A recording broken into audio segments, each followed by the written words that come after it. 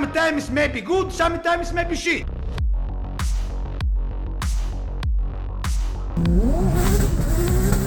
So what you do? Oh shit. Primo.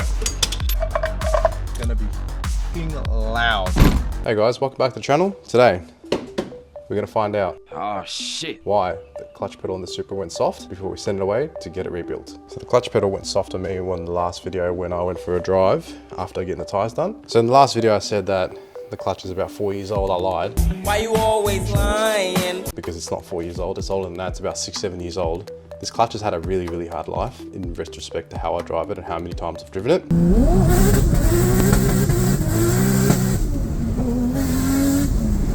New problem that we had in the last video when the clutch pedal went soft could be something new. I've been having a bite point problem for a while now. So my clutch bite point was, when it was cold, it was normal. So usually it's supposed to be like there, but when it got hotter, my clutch bite point got towards the top. So like around there, that usually dictates there's something wrong with the clutch.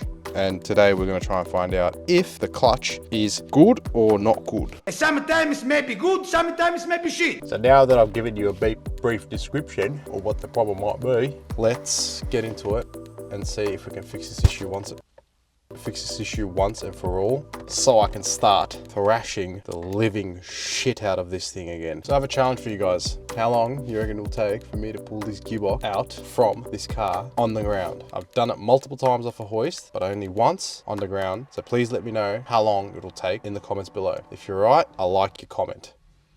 Okay. To take this gearbox out, we need to simply drop this beloved exhaust, take the drive shaft out, disconnect the slave, and then it should all go boonk straight out and then straight onto my lap. So I'm starting off with gloves because I'm a bitch, and let's see how long it lasts before they get ripped and then they get sent to the next eternity, aka the bin.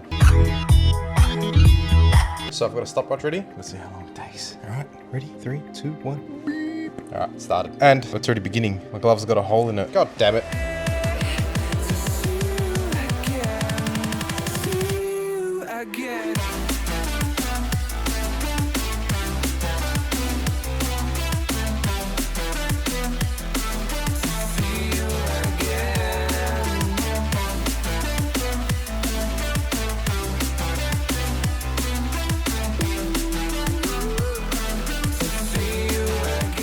Alrighty, so just under an hour to pull the gearbox out. Not too bad. It's been a while since I pulled it out, so I had to get refreshed on what to do. Alright, so the first initial inspection of the clutch, the pressure plate has some scratches, but I don't know what that could have been from a rock that might have gotten in by accident. I'll pull the clutch out and then we'll inspect it further. Alright, so I've pulled the clutch out, bring it to the light.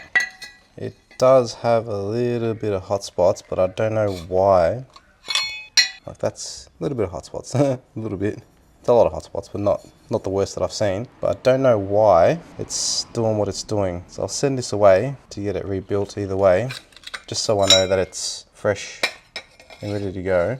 Usually when you look at clutches, they've got this little divot here. When you want to know if the clutch is going bad is when this divot is higher than that. So at the moment, this clutch material is still higher than the rivet, so it still means theoretically the clutch is still good. We'll see what the rebuilder says, just so we know if it's good or if it's bad or what's happening, like what's the chances of it happening again. I'll ask him a couple of questions as well. But to me, it looks okay. But I guess the professionals that actually deal with this kinds of stuff will let me know. But yeah, we'll just have to do that and then wait for that to come back. Much later. Today we are going to install this. We're going to install this back into the car. So I've had the clutch for a little bit now, just haven't had the time to actually do it. So today is actually the first time that I'm actually being able to put the clutch back in. So the release issue that I had was because of clutch dust. So the clutch dust was in between the clutch fingers and the pressure plate, so it wasn't releasing properly. The clutch was 50% worn, so it definitely wasn't the clutch. So I think it was more so the clutch dust being stuck in the fingers. Hopefully it fixes the issue. All right, first things first, we'll disassemble the clutch. Oh God. From the flywheel, we'll fit the flywheel on. Then we'll use the alignment tool, fit all the plates on the correct way, and then torque them down. But before we do that, we have to replace the spigot bearing. Whenever you do a clutch, it is essential to replace the pilot bearing with the clutch as well. because the front of the gearbox sits in here, and obviously, yeah, mine's a bit notchy. And this is smooth, so if you roll it, and if you feel it being smooth, then you know that the pilot bearing is good. I've got this tool, pilot bearing puller. And just like that, it's out. After you've removed the pilot bearing, you have to obviously install it. So what you do, oh shit, you grab a socket that'll fit over the outer race. So that's called a race, a bearing race. And you just smag it in, mate. Well, obviously there's a recess inside the crank for it to stop the bearing going any further. So all you do is just gently tap it in until it stops. So now, obviously we need to install the flywheel. So we're gonna separate this from this boy. Then we can bang this boy in, then put these boys in, then bang that on. Okie dokie. Bang this bad boy on. I'm using this just to nip it up, as I can't be sitting here ratcheting it. Don't judge me.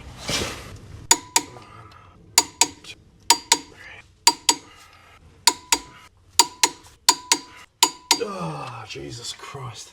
Now we're gonna go over him 1, 2, 3, 4, 5, 6, 7, 8 times just to double check that it is primo. Rest in peace, my fucking shoulders. Oh, Jesus Christ, I nearly dropped that on my face.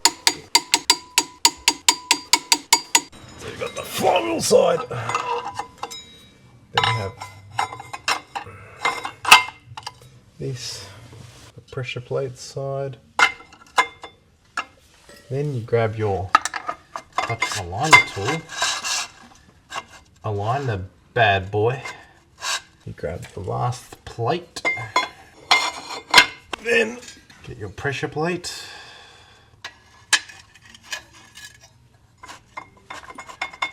Make sure it's center. So see how it's a bit skewed. Yep.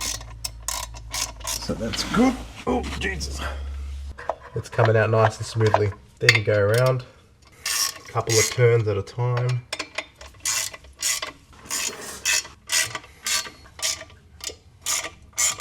While you're checking this still, it's coming in and out smoothly. After that's done, grab your torque wrench, bang.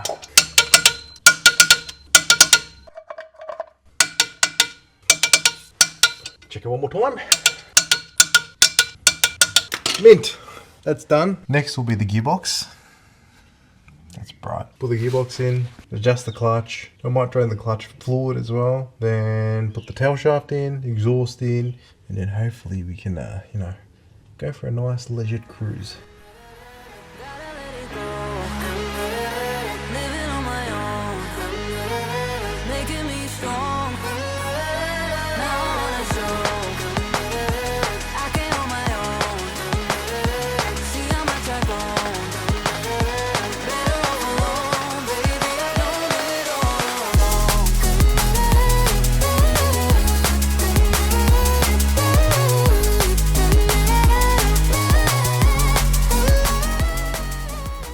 So the gearbox is in, drive shaft's in.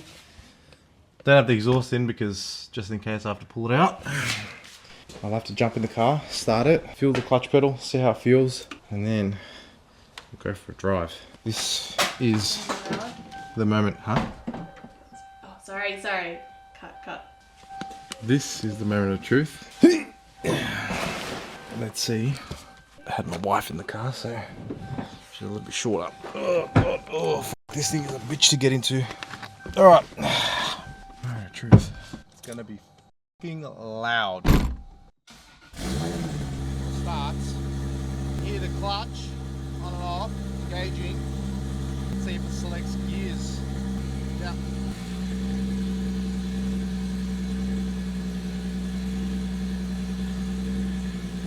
Yep, got all the gears. Oh, this is so loud. Oh. Alright, so my bike's dead. That's how long I f***ing took. But it's running now.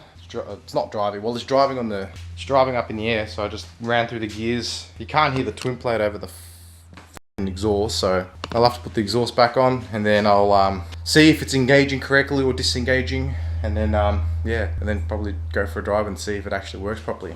Thanks for joining me, guys. We'll definitely be on to the next episode of, well, you got to bed the clutch in, so I got to bed the clutch in, then I'll be able to, so many flies here, do I stink? Then I'll be able to start giving it a little bit. But if you guys want to see that one, stay tuned, because it'll be an interesting one, it'll be a good one, and it'll be a fun one. Anyway guys, take care, thank you very much for joining me, and I'll see you guys next time.